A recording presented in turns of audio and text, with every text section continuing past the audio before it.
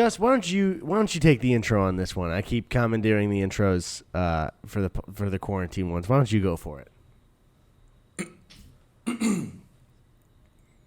Hey guys, welcome back to the Gus and Eddy podcast. I got it all out, baby. You can't fucking steamroll me. We're too late. I'm a winner. You're a loser. It's just the way it goes. I cracked a LaCroix while you were doing it, so I did interrupt you. I'm sorry. With the latency, I didn't hear it in time. That still means I interrupted you. They can still hear it. They can still hear me. Tony's editing and cheers. Everyone's cheering. Nope, Tony's telling me these are real cheers. Tony, wow. I'm going to pay you some extra on the side to edit in booze for Gus. That's a good point. Thank you. Edit in some booze, some champagne bottles flying everywhere, nope, whatever you got to do. Booze, liquor, booze, that's dude. Great.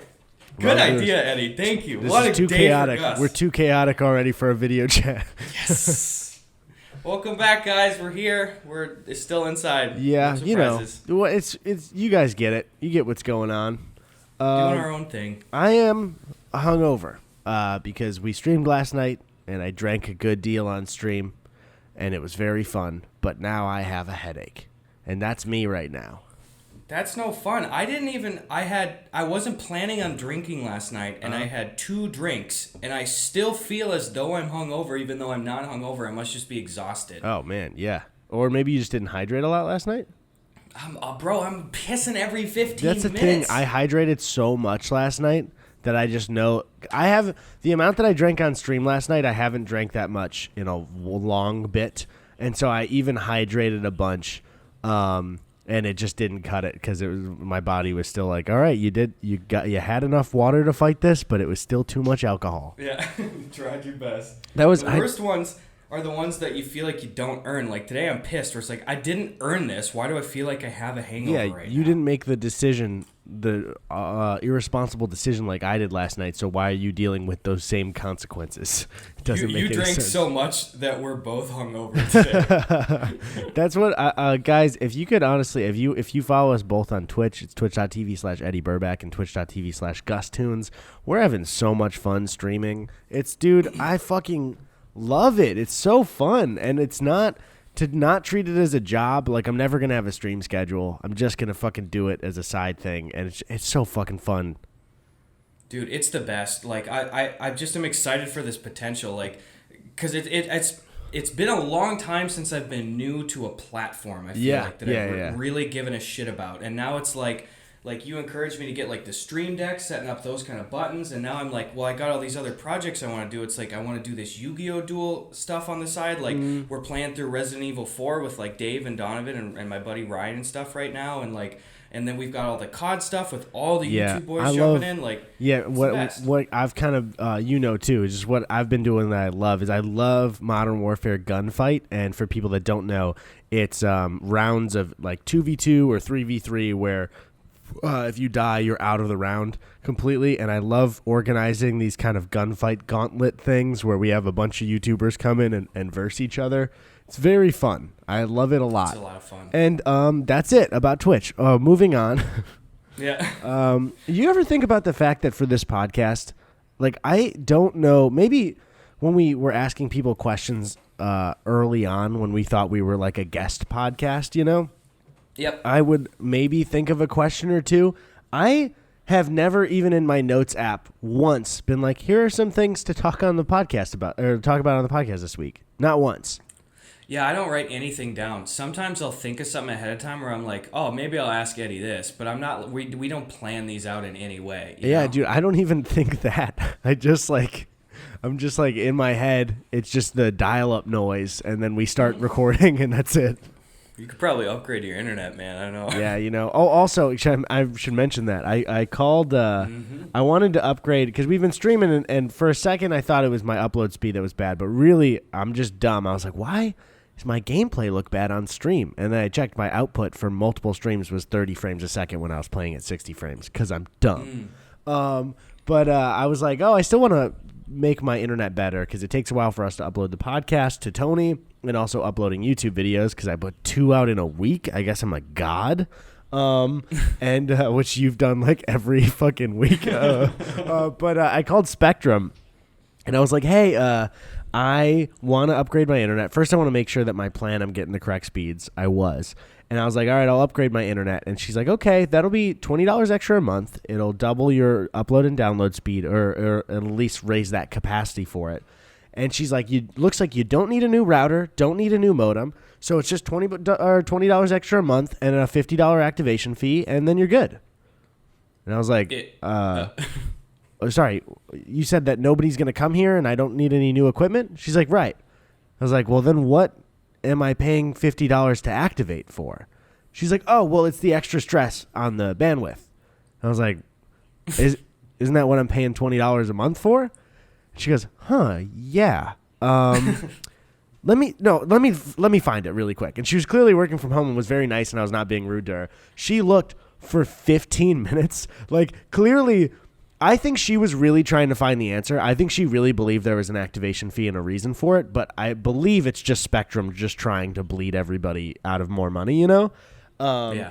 And straight up, it was like a kid lying, even though she didn't mean to sound like this. It was like, oh my God, I look at this prompt like every day, and then the one time I need it, I can't find it.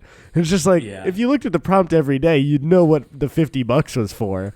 And I felt bad for her because I wasn't being rude at all, but she's probably like, how the fuck do I tell this guy there is no reason that I'm asking for this $50? And she ended up like kind of waiving it. I don't want to mention the details just because I don't want to get her in trouble in some way.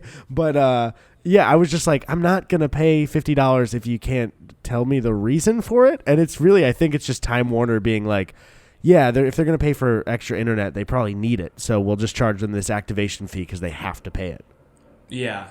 God damn, that shit's criminal. I hate that just fucking nickel and dime stuff. It's evil. I'll say especially to anybody who's having trouble paying more for their internet provider or cable provider, call them and say you're canceling, and they will put you through to a department where they will be like, oh, we just found this deal where we'll cut your bill in half and you'll have the same service. Especially Comcast, dude. Oh my fucking God. I've had a battle every time. If you have Comcast, keep checking your bill. Every year and a half, they'll go, oh, the package deal you signed up for has ended, so your price has doubled. And you'll call them and be like, this is too much. And they'll go, I just found this new package deal for a year and a half. What a coinky dink. Who left this? Jason, did you leave this on my desk? Gosh, sir, there's a one-time coupon on my desk for free internet here. It's always just like, oh, look what I found. Yeah, like, no shit. It's this idea of like, that's so weird. The second you noticed that we were price gouging you, I found a deal right in the back room. Isn't that nuts? It's like, come on. I fucking hate Comcast especially, dude.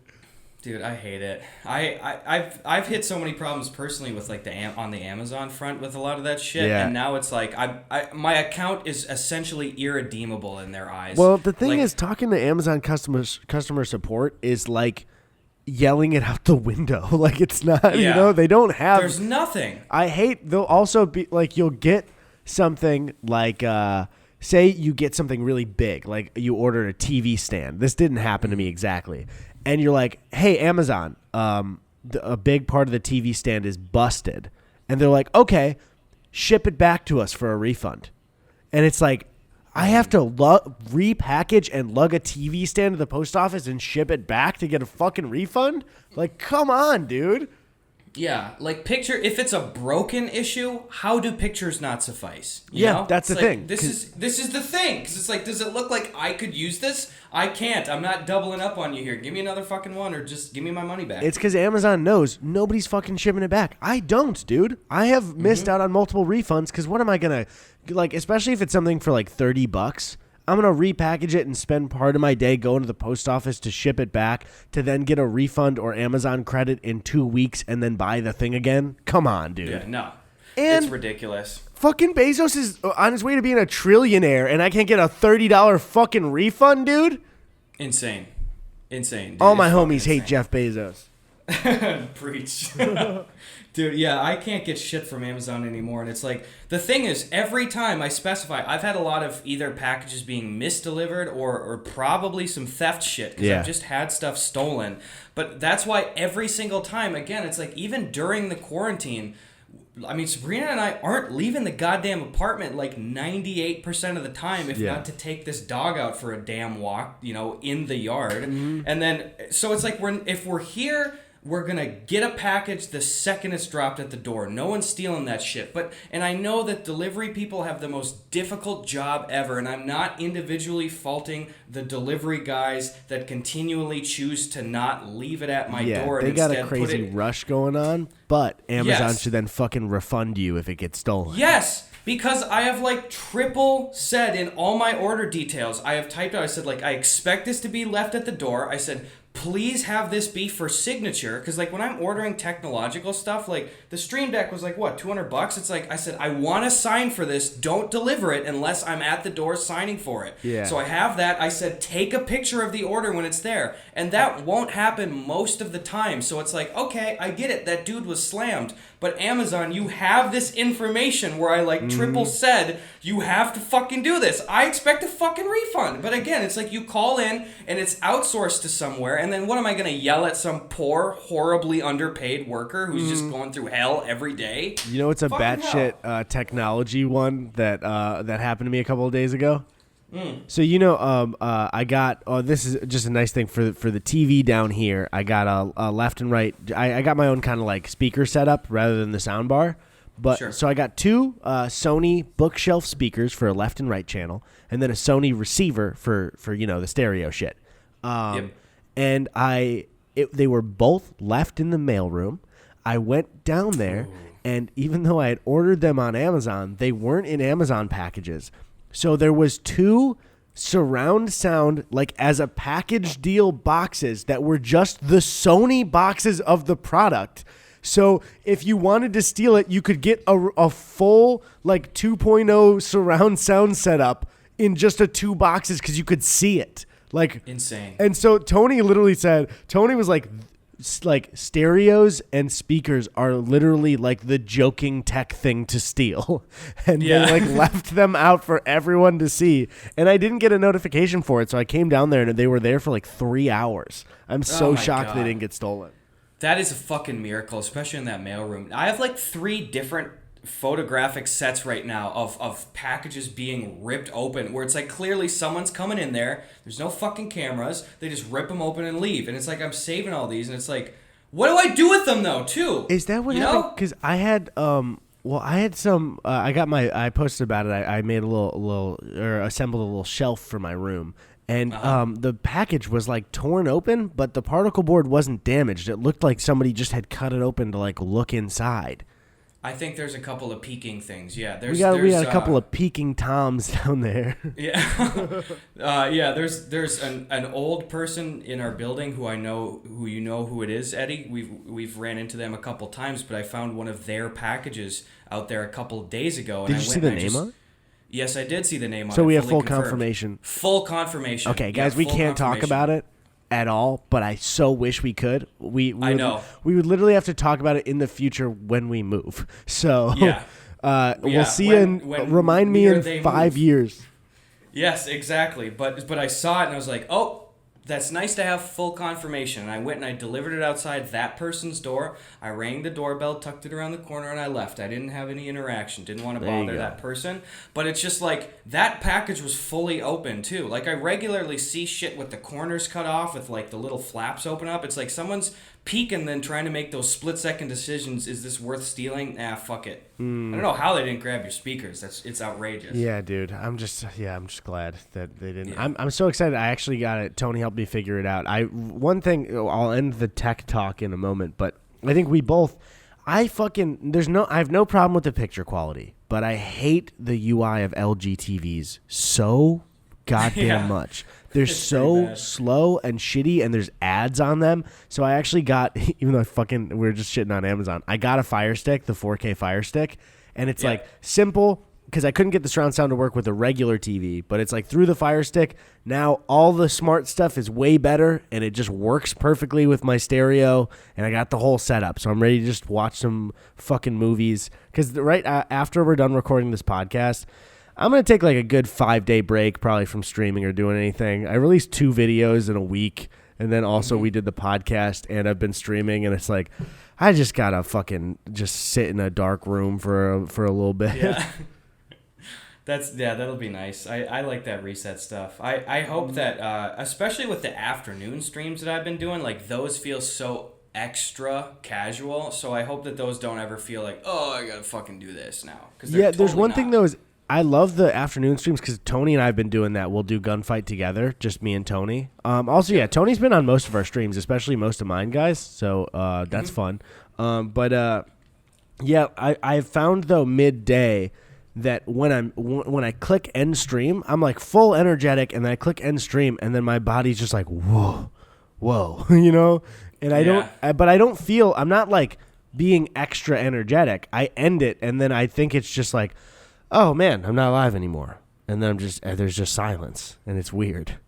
It is weird because it's so stimulating in every sense of the word. Like, not only are you like for hours straight, you're monitoring so many different things. Like, oh, here's Streamlabs, here's the chat. Oh fuck, I gotta do donation stuff. Oh, my boys are hopping in. Let me text Ted, see if he's getting on. And then it's like you're also like drinking at the same time and being high energy and playing a high energy game. It's so like crack during it. Yeah, exactly. Yeah, and it's just like I'm shocked too because it's like, I mean, this isn't even anything insane, but it's like, you know, some of these streams are 5, 6.5 hours or so, and they fly by. And because like, I did this for 6 hours. I think mainly you see like for people that saw during the Fortnite kind of uptick and everything. You remember when like Logan Paul was trying to jump into Twitch streaming, and then it didn't really work out for him. I think mainly it's because this is what we've been doing and usually do most nights anyway. And so it seems like all of the boys are also fine with streaming too, because we don't really change the way we're hanging out. And so I think that's why it's working so well, is just it's fucking fun because it's what we were already going to do anyway, and that's why it's not super draining. Yeah, I think so too. It doesn't feel forced at all. It just feels nice and chill. Like, even when I'm just doing like a muted chat thing and something might be a little higher energy, like I don't feel like, oh, I'm working or, oh, I'm wearing myself out. You know? There really is, though. I think I mentioned this a couple weeks ago. There's no, I think in human history, there is no lonelier moment as a human being than right when you end a Discord call or leave a PlayStation or Xbox party. Yeah. There's just that, all right, boys, I'll talk to you later. Silence. You're alone. Like, immediately. It's instant. It's not like somebody leaving, like when a group leaves, because then it's like, hey, here's a long goodbye, hug, see you later. It's just like, whoop, you are alone in your room. Yep. Oh, shit. Yeah. And it's like, I think especially because playing games with friends, it doesn't feel like you're on a phone call. They're just in your ear in the headphones. It feels very close to hanging out in real life. And so it's like if you were hanging out in real life and your friends are like, all right, I'm going to head out, and then just disappeared. And then you were just standing there. Like, that'd be awful. Yeah. In your basement, like, Do you ever like sign off a Discord? Because like, especially it's like an end of a night thing where you're like really tired or something, you're going to hit the hay, and then you're so exhausted, but you don't go to sleep, and you just be tired for like an hour and don't do anything. I fucking hate that. Where like, I'll be alone in my room and the bed is like 4 feet away on the other side of the wall, and I'll just be like catching myself for like an hour, like, I'm so tired, and all I have to do is go brush my teeth and go to bed. Yep. But I can't muster that strength. I hate it. Question for all the boys: y'all ever just be tired? Speaking of that, you want to hit up some preguntas? I got to hear from the boys right now. Boys. Oh, also, can I make a side note really quick? Yes. I uploaded this video about my merch getting stolen, and I just wildly cannot thank everybody enough for the support for the Yikes merch. I think especially because I shared how much I like wanted to turn it into a brand thing, and then the support for it, like I don't even know. I'm kind of emotional about it. Like, for real, thank you everybody for all the support you give me and Gus. It's fucking insane.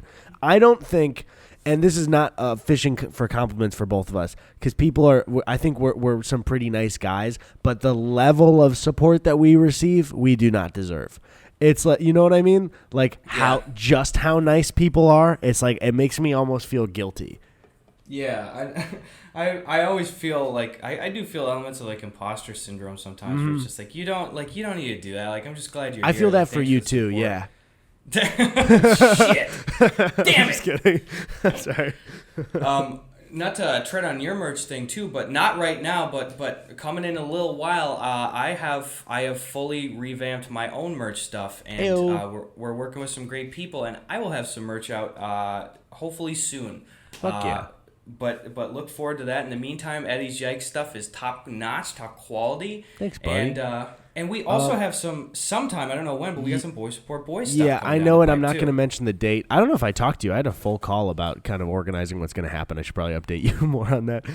Yeah, we're working right now on a Boy Support Boys summer thing. I don't want to say what it is yet. I'm very excited about the merch coming up, but we're definitely everything's in motion right now, guys. We're just kind of waiting for things back to get organized. So there will be.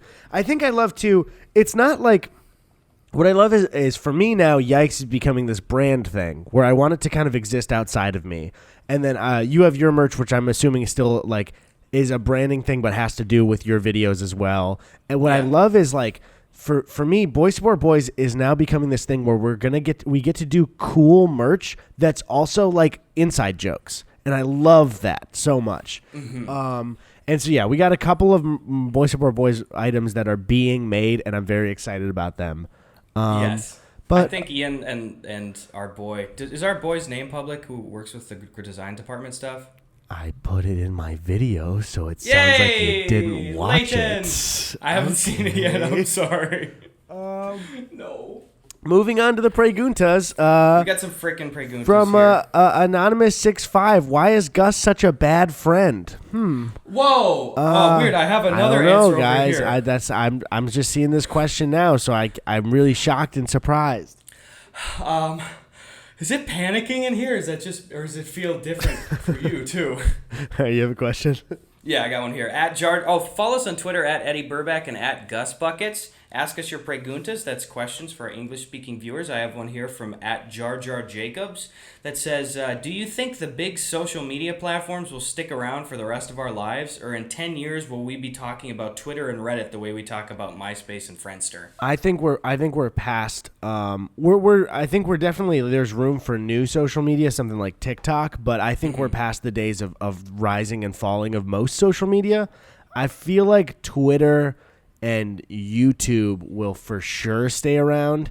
The future of Reddit, I think, is fine. But yeah, I think these are now very big staples of human life, not even just anything with it's they're global companies that everybody has an account on now. And I just don't see people just why would you leave Twitter now compared to a year ago? Obviously there will be some ebb and flow, and I could certainly see, especially in maybe 10 to 20 years, a Facebook maybe waning a little bit. Yeah, I can see Facebook kind of disappearing, but they still always have Instagram. Yeah, exactly. But it's I feel like Facebook's user base tends to be older and stuff, and so especially I don't feel like a lot of Zoomer kids are just hopping on they're Facebook, not. So fuck that noise. But they all have Instagram, so. Yeah, I don't see Instagram. Honestly, all of those guys, Facebook, Reddit, Instagram, Twitter. Well, because they all have now covered the bases of what you would want for everywhere. It's Instagram's got photo and video. Twitter is more it has both of those, but it's different. It's all of these are different, and their close competitors have died. Yeah. Yeah, it's there's a pretty defined ceiling for what people could probably want out of social media. It's what are you going to create a new way, a new sense? Yeah. Who fucking cares? So Taste.com. No, shit. All right, at Caitlin_Richie said, you've been given an elephant. You can't give it away or sell it. What would you do with the elephant? Oh, God. What? You can't give it away or sell it? It's no. But it would be cruel to have an elephant. Oh, because you can't give it away in the sense where it's can I pay somebody to take care of it? No, right? That would be considered. You can't. You got it. It's yours. It's yours. I'd have to move immediately. Eddie, unrelated, do you think there's maybe 15 by 20 feet square foot of storage space in the apartment that I could store something for a while? No. So it might move and bite and go. Argh. Well, I had that space, but there's an elephant there now for me. So. Oh shit! I suppose in Wisconsin I could probably get used to having it. What about the winters for that elephant? Well, listen, it just says I can't sell it or give it away. If it dies on its own. So you're going to kill it.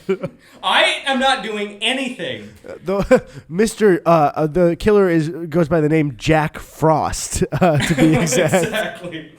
I'm completely innocent. I couldn't. I don't know. God damn. Yeah, I'd move down south. Well, I guess I could stay here. I'd just get a house with a yard. No one would fucking come in my house. Can you imagine if you had a watch elephant? Who would rob you? Well, what if it's poachers? Oh, shit. That's true. Poachers come into the apartment down here to, like, get the tusks. Yeah. Oh, at Jaboy21 says, important discourse here that's torn apart my family and friends. Since vampires have to be invited into your house to enter, would one be able to come onto your screened-in porch? Since if it was a regular porch, it would still be outside your house. Thoughts? A screened-in porch? No, it's part of your home, and it's That's being true. welcomed into an enclosed part of your home. But yes, you could get killed by a vampire on your regular porch. Damn, that's heartbreaking. Well, the thing is, what if the screened-in porch door is open? Yeah, they'd still have to be asked in. That's true. That is very true. God, I gotta watch What We Do in the Shadows. Yeah, I gotta do it. It's a great fucking show and a great fucking movie. So I start with the movie, then do the show, right? Yes. Okay. Fuck. All right, I'll do it. I'll get there. I'm so happy because you were just talking to me about this on the phone the other day, and specifically the actor that plays Nate in the final seasons of The Office. Yeah. He's like, I'm so glad that guy is getting regular work. Like he had The Office, then Better Call Saul, now What We Do in the Shadows. It's like, fuck yeah, character actors. Yeah, his role in What We Do in the Shadows as Colin Robinson is like incredible. He's really good, and even in season 2, there was an episode recently that he's in that's just fantastic. That it's like he's a main character, but I mean it's a him episode, and I loved it so much. I think if I had the choice between being like a Don Juan, just full haughty Hollywood leading man with neither like of us have that choice, shit, but go ahead. Yeah, if that and the elephant were on the table, I would definitely go way more in favor of being just kind of a bit character actor like that, because it's like you're working forever, like almost. Any project could be elevated by just having, hey, I'm that guy over here. Like, get that fucking guy. I want to be that guy. Plus, you could probably live a pretty normal life, and then when people recognize you, they probably are thrilled to see you, you know? Yeah. I love that. Yeah, I love it. Especially, I think for him, he's got a good one because he was in parts of The Office that weren't as great toward that point. And, like, he was there for the end of for season 7, I believe, but he he doesn't have The Office following him around everywhere always. Like he's not one of the staple of The Office people where he can't do anything else because of it. Absolutely. I wonder, like, with some of those Office people, if it's a burden or if it's sometimes like, because like I see Angela and Pam, I guess Angela and Jenna Fisher are always doing Office stuff, like almost every day. I mean, it depends on. So I think it just depends on what your dreams are. So it's like if you just dreamed of getting actor work and being paid, and then you're on this ultra successful show, and then you're just kind of like you still maybe want to act a little bit, but you're totally okay with that identity. I think people like Angela or who's the actor that plays Kevin. Brian Baumgartner. Yeah, where like they seem to enjoy it because honestly, like there are some people where I'm sure they finish The Office and they're like, I don't know if I really want to do anything else. And then there are people like Steve Carell who have to strategically avoid The Office so he can continue his career because he wants to do serious acting work. So I think it just all depends. Like I think it kind of bothers Rainn Wilson a bit. But like, yeah, I think I feel like if I were Steve Carell, I'd be kind of annoyed with some of the cast for like, especially when it blew up on Netflix these last 3 years. They've just been like, yeah, we remember The Office too. Yeah, that's I always feel so torn on this stuff because like I don't want to like shit on these people, but sometimes like if I see Angela like tweeting for the 10,000th time about like an Office reference, I'll be like, you know, like a little bit like but then it's like, why should I fucking care about that? You know, if she's loving it, like that's great. But also, like, it just for some of those other people, like you say, like I wonder if they're just like tone it down a little bit. You know? Yeah, that's where I feel weird and almost like a dick on my end for thinking the same thing because it's like, can we fault them for this thing that they did that was huge that we all love, because it's not like, oh my God, give it a rest, that was years ago. It's still like the most popular thing that's streamed always. Absolutely. So it's not like let's say Jason Alexander being George Costanza all the time, where it'd be like kind of, because Seinfeld gets streamed, but not like The Office. Like The Office is still like one of the top shows all the time. So yeah, I do feel that kind of, oh, come on, move on. But it's like you still have a very, very, very, very successful show currently that's just happened to be the one that you shot years ago.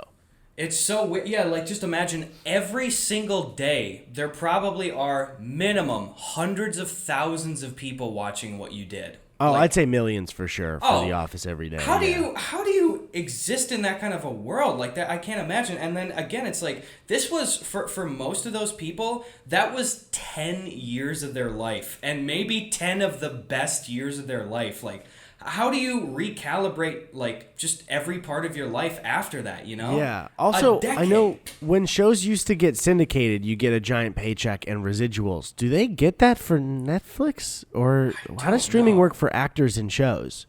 I would imagine it would have to be some sort of syndication stuff like that. But then, yeah, especially because there's like the kind of upfront payments for the syndication rights are so stupid big. Do they get a chunk of that, or is it just streaming numbers? Yeah, the reason it was stupid big especially is because every time they're running an episode with no cost with ads. And so with streaming services, there's no benefit of rewatching the show other than keeping the service. So it can't be a big paycheck, right? Like, I don't know. There's no ads running on it. I have no idea how that would even work. Yeah, if you guys know, let us know in the comments. I'll be scouring through there, but fuck, I don't know. It would be so weird. You hear these little like one-off stories sometimes of how like who wrote The Day the Music Died? I think it's Don McLean. Don McLean, that sounds right. But like, yeah, his whole thing is like, that's kind of my only thing. Like, I don't give a fuck. That's gonna pay the bills for the rest of my life. Like, yeah, it's Don McLean. Sorry, Don McLean. Yeah, I was just confirming for you. Thank you. Thanks for confirming I'm a genius. I really appreciate doing that for me. Yeah. What did you say about it? I'm sorry. Can you repeat that one more time?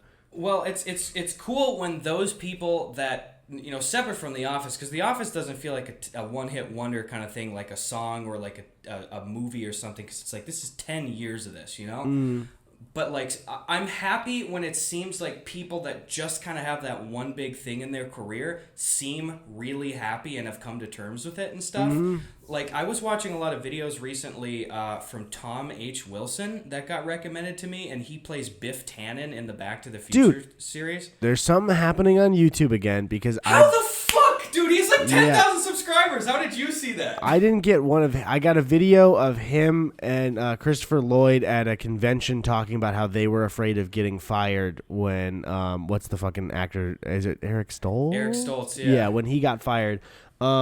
I don't know, dude. Something happens where we don't watch the exact same YouTube, but then we'll find that we're getting recommended the same videos. And I know that just means that those videos are popping off, but I always wonder, like, behind the scenes, is there going to be a like Back to the Future thing that's happening soon, and they're just kind of like putting money into Back to the Future YouTube right now, Oh, yeah. But what were you saying? Sorry. No, but it's like with a guy like that, man, I would love to see Thomas. If I have a TV show, if I ever get that like hunting show off the ground, I'd love to cast Thomas Wilson in a role, because it's like even just in the trilogy of the Back to the Future stuff, what a diverse performance. He was the asshole in different ways. Yeah, if you really think about it, he's maybe the best parts of those movies, like he's so iconic in those movies. Like, he's really fucking good, especially old hit Biff talking to young Biff is so great. It's so fucking good. Yeah, and it's like, that is one where it's like, sure, it looks kind of like old age makeup, but it's like, he is old Biff. Like, he became that guy. That's the thing, is I picture him as an old man, not that young guy talking to like himself. You know what I mean? Not like kind of a Eddie Murphy version of it. It seems like an old man talking to him. Yeah, exactly. But like, man, I've been watching videos of him and stuff, and like he's really into art and stuff now, and like cycling. I think he's like in his very early 60s, and he looks great. He looks fantastic. Oh my god! Oh, so he is a hot old man. Yes, he's not an old man, dad. but yeah. Well, so does Leah Thompson too, that plays Marty McFly's mom. She aged wonderfully too. Christopher Lloyd, honestly, Michael J. Fox, all those people aged beautifully in that movie, honestly. But yeah, like I see videos of him now, and he speaks so eloquently, which is hilarious when it's juxtaposed against like, hello McFly. Yeah. And he just talked about how, sometimes after Back to the Future, he might have been almost a little disappointed that nothing else really kind of got going for him, but he felt so grateful that he's consistently been working over the years and stuff, and now he just seems like a really happy, very, very well-adjusted dude, and it's like, I want him to succeed continuously. I think to a degree there is, with doing some stuff, there's this kind of idea of like what you want your dream to be versus finding peace with the fact that like that won't bring you extra happiness. You know what I mean? Because it's a nice thought. It's a nice thought where he'd get a ton of acting work after, but then I'm sure he had a moment where he stepped back and he was like, I am in one of the most massively successful franchises ever, and I get to live my life now as like a retired person if I want to. And that's like full financial fulfillment. And then you have the finances to creatively fulfill in different avenues if you don't get like cast in other things too. Whereas those moments where I totally understand the need to be like, I want to get cast in other stuff. I want to do some serious work. And it's like, you can just, it doesn't have to be the biggest movies of the year. You can do serious acting work even in like regional theater. So that's cool. I like to see those people that kind of found peace with it if they didn't have these insane careers after, because they also have this like insane gift as well.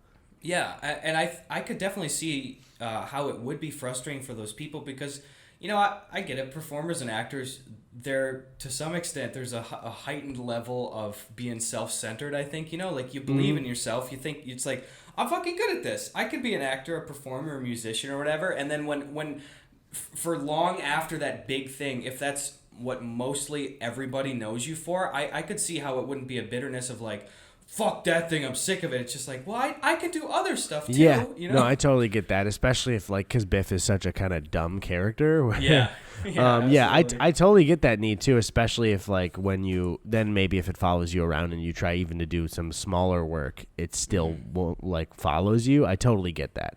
But then it's like, I don't know. It's just nice to hear that he found a kind of middle ground where he could be really happy with it. And I like seeing people who are still willing to go to those like fan conventions and answer questions and everything. It's cool that people do that. Oh, it's absolutely awesome. Yeah. Did we ever talk about the Back to the Future documentary from 2015 at all? No, but wait, was it from 2015? I think it was 2015. Yeah. Did we? Because we didn't know each other at that time, but I thought we watched it and talked about it together. I don't remember. Not watched it together, but talked about it when it came out. But it would have to because it came out for the anniversary, so that sounds right.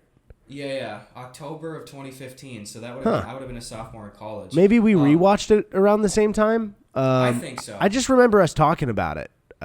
What was your opinion on that? I don't want to. Dude, it's been a while since I saw it. I remember having fun, but that's about it. I remember. Was it maybe disappointing in the actual level of documentary stuff in it? I don't really remember. I remember being so significantly disappointed by that documentary. And it's like a quarter to a third of it was so good. It was like fantastic. And it was just like, look at this is how we did the movies. Here's some funny stories behind the scenes. Like I think largely everybody wanted like the full comprehensive, like, here's all the main cast, they're talking about stories, here's little like tech tips, like, and moving through this, like how the difficulty in shooting and how they corrected things. You'd want like first act to be talking about the first movie, then the second, then the third. Yes, and it was like at most a third of the documentary was that kind of just beautiful meat of the production and shit, and then so much time was spent on just fan-centered stuff nowadays. There was like much time where it's like, here's this DeLorean convention. Here's this, look, this is Tim from Idaho, and he has a DeLorean. It's like, listen, Tim, that's cool, man. You seem nice. I don't give a fuck, Tim. I want to see Christopher Lloyd and fucking Michael J. Fox and shit. I was like, I don't give a shit. The fuck does Tim think he's doing?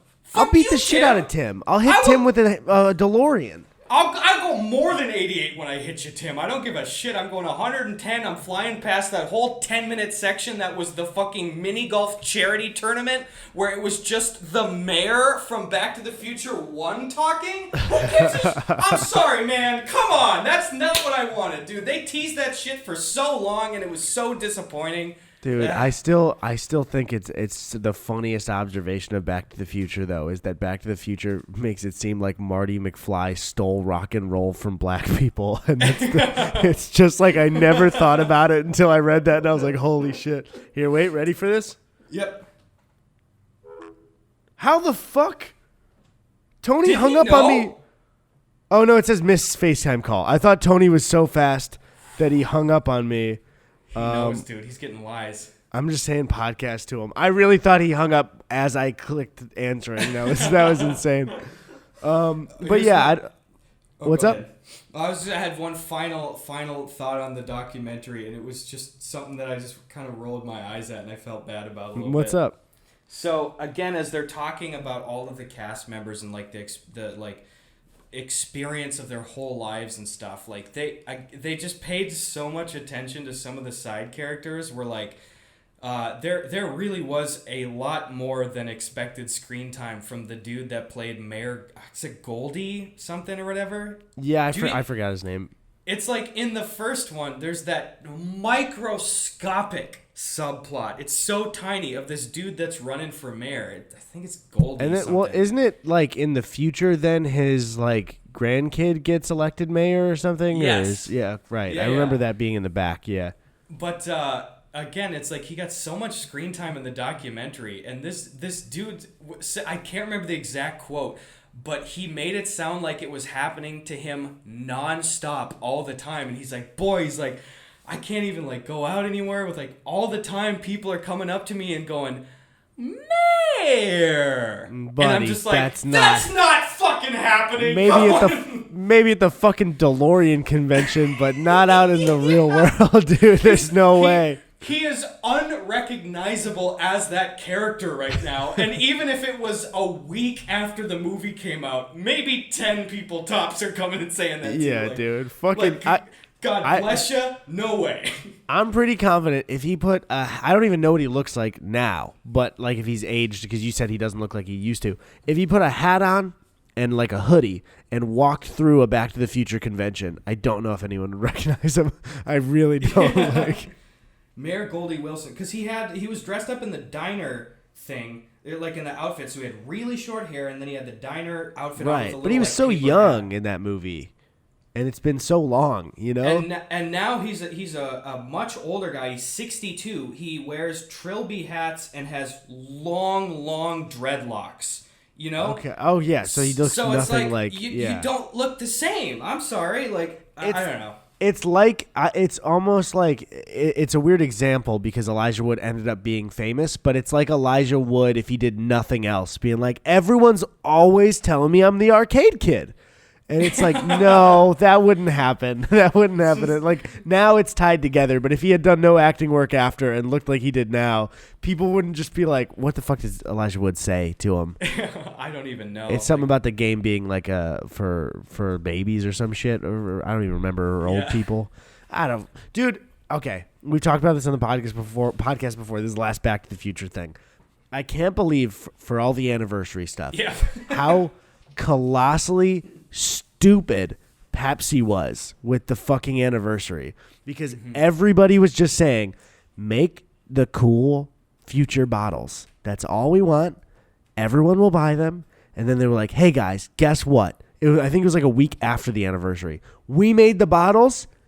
There's 800 of them. You can pre-order it if you're fast enough. And it's like, that doesn't count. That's stupid. Insane. Why the fuck? Was it like a production challenge or something like that? I think, even if it was, sell them for triple the price. I'll buy that shit. Who cares? That's the thing is, I think they could have made a plastic version of it that would have sold very, very well. Because also they look very cool. Yeah. I think that they could have had massive success if somebody had came to them 3 years before and pitched it. But what I think probably happened is like 2 months before the anniversary, somebody at Pepsi was like, hey, I saw this online. Maybe we should try this. And it was just too soon to get that production for a new bottle marketed and put out there, Yeah, but That's my also guess. it's like, how the fuck does Pepsi as a company drop the ball? It's like you see that coming for like 35 years. I know, that's the thing. It's like watching a truck coming at you and you have 35 years to move out of the way. Whoa! Oh man, they would have made so much money. All right, we got any more preguntas? Yes, we do. I'm pulling it up here. I'm stoked to watch Back to the Future, by the way. I've been saving Dude, I might watch it tonight. Fucking I'll race you. Actually, we're watching Chicago tonight. Sabrina's You'll race me. I'll race you. I'll watch it first. Start the VHS. Anyway, speaking of that, at the Dukester127 says, what was your favorite VHS to watch as a kid? Lion King. No, wait. Toy Story.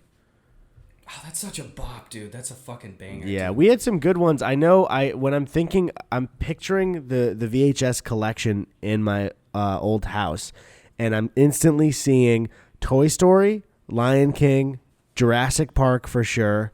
There's a movie called We're Back that was an animated movie about dinosaurs coming back to the modern world. Really? It's a weird movie. What the fuck else?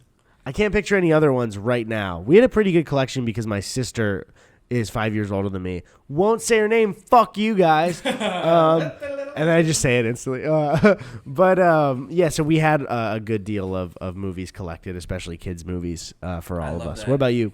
That's a good cast, dude. My number one favorite VHS as a kid, I must have watched it into the goddamn ground. I might have mentioned it before, but it was just called Dinosaurs with an exclamation point. You talking about the Disney movie Dinosaurs? No, it was not that one. Oh, okay. I don't know if there was a subtitle to it, but it just said Dinosaurs on like chalk writing. It might have been white or yellow on the VHS. But it's the weirdest thing ever because it's like 25 minutes tops. And it's about this kid that has to do a science project, and he doesn't get it in time, and then he goes into this weird dream where he cracks open some sort of like, the crystals in the rock things or whatever the fuck?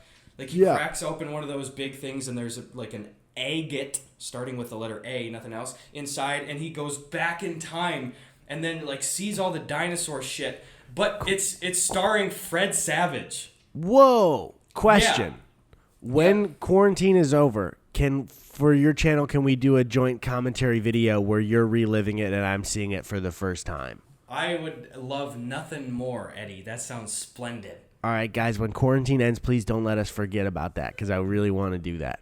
Dude, it has everything. And it's not like so dumb that it's like, fuck this thing, but it's so silly that some shit is just so goofy. And it's a mix of a tiny bit of Fred Savage, who was clearly like doing this little one-off, like probably one-day contract obligation as a child. Mm-hmm. And then there's claymation in parts. And then there's a 2D animated rock fucking music video where dinosaurs are playing the instruments and shit. Hell yeah. And it's gory as fuck in certain parts. What? Dude. It's like what? Like claymation, bone snapping, and blood spraying. Oh my everywhere. God! It's the best shit ever. Oh, I love it so much. Oh, I can't wait. Fuck. I brought it into my kindergarten classroom once to show everybody because on Fridays you could bring in a pre-approved like movie to watch, and nobody in my class really jived on it, and I was so bummed, dude. Oh no, I feel so bad. Would you say kindergarten? Yeah, it was kindergarten. I feel so bad for 5-year-old Gus. Oh my God. When you were in kindergarten, did you guys have like a rest time or a nap time still in school? No. So the way I don't know if your kindergarten was the same. Did you have a full day for kindergarten? We did have a full day, So, but we had this weird thing where some kids had the option of not doing a full day. So the way our kindergarten worked was there were 2 kindergarten teachers, and they would essentially teach 4 classes where there would be a morning class and an afternoon class. And so since my mom was a teacher, Tony and I had to go, even though we were like a little too old for it, we had to go to a daycare for the first half of the day.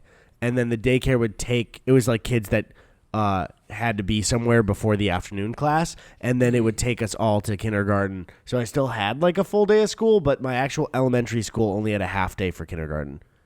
Damn. So there was no nap time because it was half of the day. Man, I remember every nap time we'd go in there and we'd have to bring our own towel. So you'd bring a towel and then you'd lay it out on the floor. Oh, you told me about this. It's still insane to me that it's not a blanket and that you were encouraged to bring a towel. That's so weird to me. Yeah, and then we had like little towel cubbies and stuff. And I just remember, it's fine because we were just kids, but one of my buddies during nap time, like he kissed a girl on the lips, and the teacher got mad at him and said, "Hey," and he just started crying like a lot. Oh man! It was scandalous. Dude, that's what I do to my girlfriend now. I start weeping. You're like, why are you crying, dude? You know what I fucking remember? This is the dumbest shit ever. At the end of nap time, this sounds so fucked up in retrospect.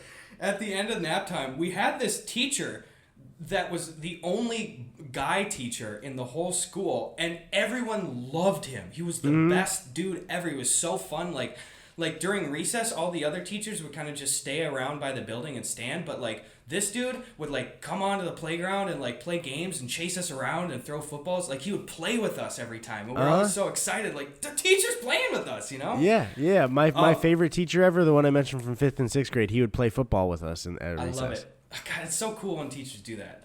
Yeah. But this dude. Wait, I was gonna. Or you were saying something still about him, right? Yeah, it was at the end of every nap time. There was this thing. We'd go up and we'd be like, "Hey, Mister, whatever your name is, like, do the finger thing. Do the finger thing." Okay, hold on. I know. But it sounds like... Whoa. Okay, choose your next words carefully. Not gonna be incriminating anybody. Very above the belt. But he would do this thing that perhaps I could only show you in person. But if you're a audio listener, fuck you. If you're a video listener, look here.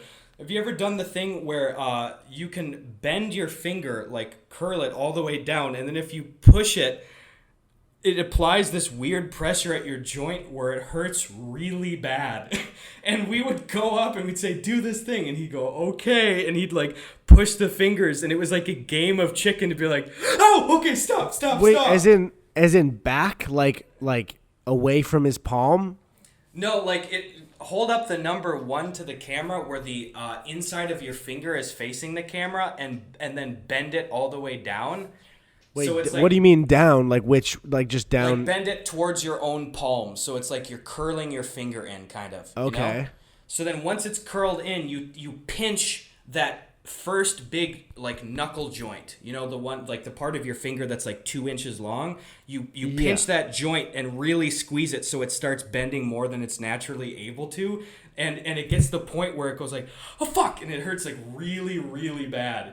And we would every day we'd line up and we'd be like, do the thing, and he would like hurt us and we would laugh. It was so fucking weird. What the hell? I don't know. It's one of those things you look back and you're like, why the fuck were we doing that, and why did he think that was okay? But to my knowledge, no one actually got hurt. It was just like a game of chicken. Yeah, the kids love it when I snap their bones. It's, do the thing. I love it. There's some of those things that I wish, especially, and I probably just should email like people that ran stuff like teachers that did certain things when you were younger that are so memorable. Like I remember near summer break, like the year was ending for kindergarten, and they decided to do a Hawaii day where like kids would come in Hawaiian shirts. And they had, you know, like it's the Lays, right? The flour. Yeah. And they had those to hand out. And then they had like beach towels for everybody, kind of like your everyday thing. Yeah. And then they had, I remember they're like, okay, they lined up a bunch of seats, like plane rows.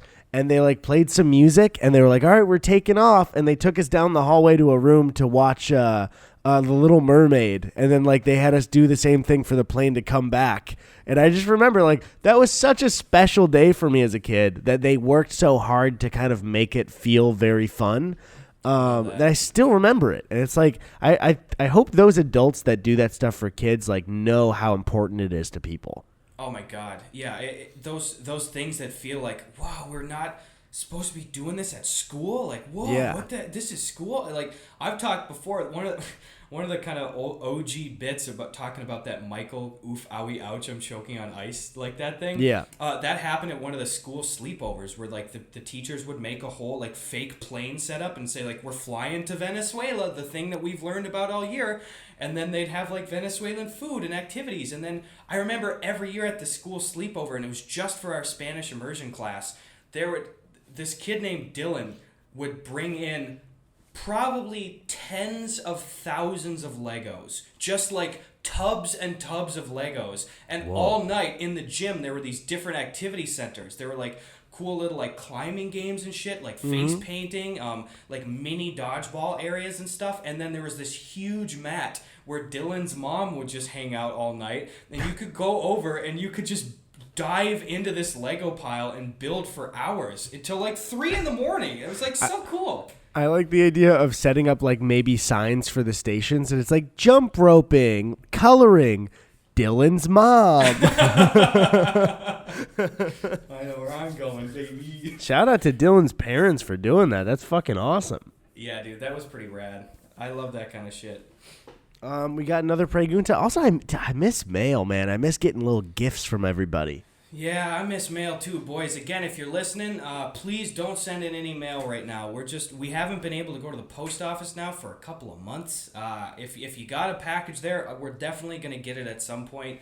Hopefully as soon as possible. But yeah, we've just been trying to play it safe, and that's definitely a hotbed for a lot of people and stuff. So we haven't made it down there yet. Please don't send in any mail yet. Real quick before the next Pregunta, can I complain about a small Uber Eats thing that happened to me last night? Yes, please. It was a real simple one. Post-stream, it was like 1 a.m., and I was like, I'll get to McDonald's, whatever. I'll roll the dice with my body.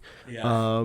And the guy comes to deliver it, and he messaged me. I don't have the chat log anymore because I don't think you can check on Uber Eats after it happens. Mm-hmm. And he messages me something along the lines of like, left inside. What? And I said, what? And he said, left downstairs, don't feel comfortable coming up due to COVID. What the fuck? And I said, it says leave at door. You have access to come up. I said, please leave at my door. And he said, don't feel comfortable. Sorry. And I said, you don't feel comfortable coming up the elevator? And then he said, in the lobby, and then ended it.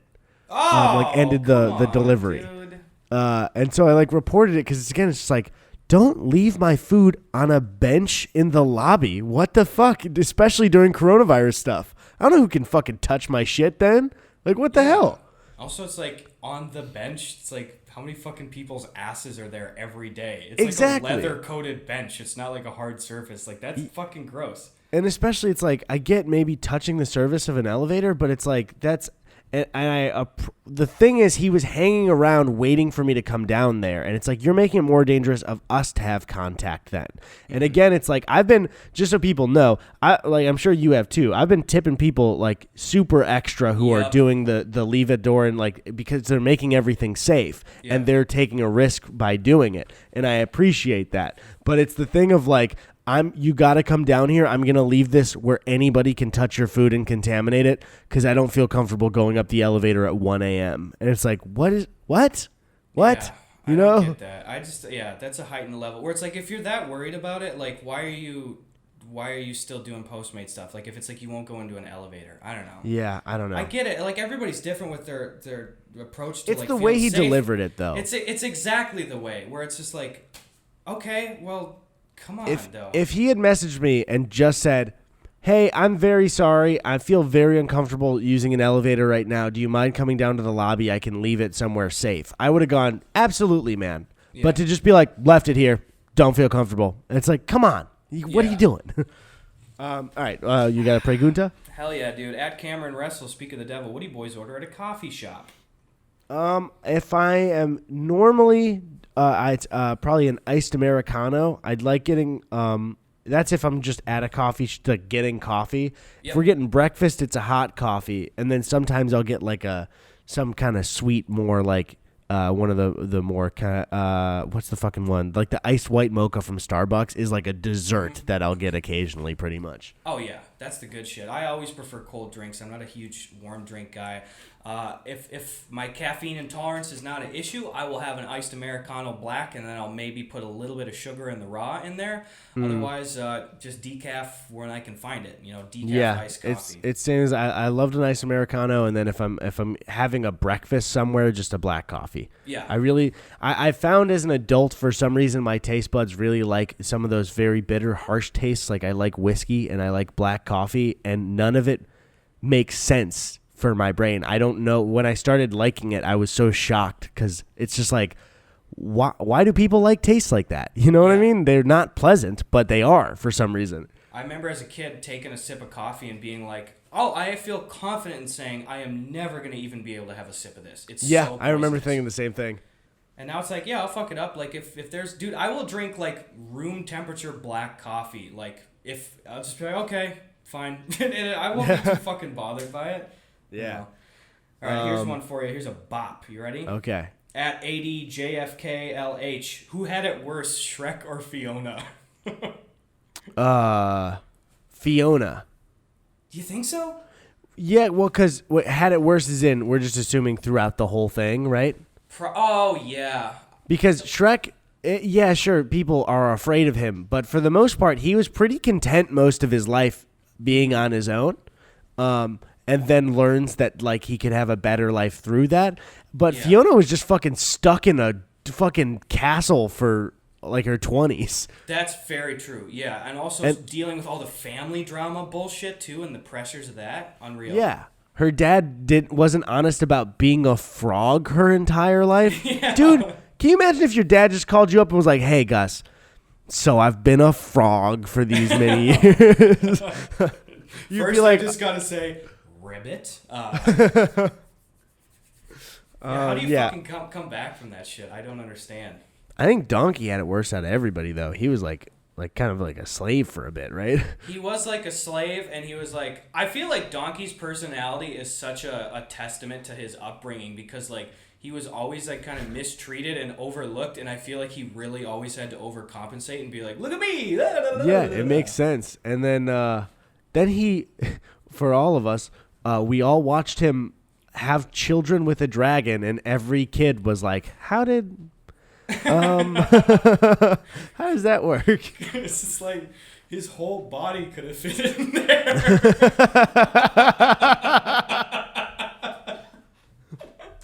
I'm in a dragon. Oh, man.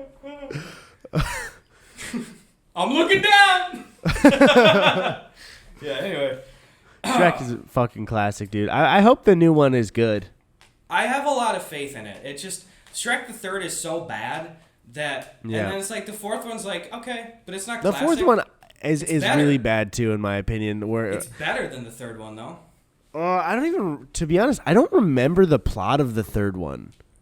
That's the one, because that's not Rumpelstiltskin. That's the fourth one. Yeah, right? That's the fourth one. And I didn't like that they introduced like a whole society of ogres in the fourth one, because it's like, okay, well, he's not really special. This was like a fairy tale story, and he was like gonna, you know what I mean? Yeah. Like, go ahead. Like I wanted him to be like, that's the ogre, you know? Like, yeah. It's fun having it, like you said, the fairy tale context, where it's like, here's one example of every iteration of the fairy tale, you know? It's like, yeah, and there's an idea that maybe there's a couple more of them, but not like an entire... And I know it was like a different reality. I just didn't like it. But what even happened in Shrek the Third? God, I couldn't even... I bet if I looked at the cover of it, I'd be able to at least get one story point here. Let me see. Shrek the Third. I really have no memory of what happens in the third Shrek movie. 41 on Rotten Tomatoes. Oh, I see Shrek very begrudgingly wearing like regal outfits. Is he supposed to take over Far, Far Away or whatever the fuck? Well, that's kind of what the second one was about, but he doesn't actually do it yet, right? Yeah, the tagline is he's in for the royal treatment. So, God, I don't even know. What the fuck so it's him like movie? becoming the king then, I guess, right? I guess. I don't fucking remember. I remember him in that outfit. I don't remember anything that happens in that movie. I don't either. This is Did Shrek 3 Did Shrek 3 happen? Does anybody have any memory of what happens in Shrek 3? Or is this just me and Gus? Like, I don't remember, dude. Fuck, I'm kind of panicking right now. I probably saw it 3 times. Dude, yeah, I've probably seen it a bunch too. But my brain goes, Shrek 1, Shrek, what was it? What was the... just 2. Shrek Shrek 2. No, that was the 4th one.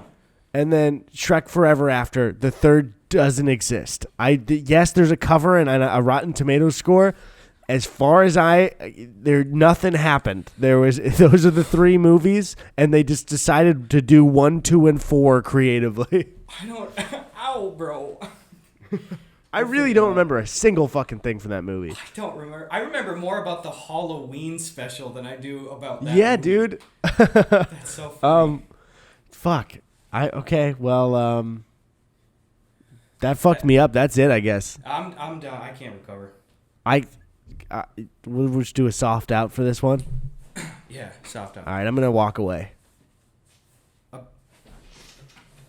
Walk away. I'm walking away. Guys, go to yikeshop.com for my merch and twitch.tv/Eddie Burback.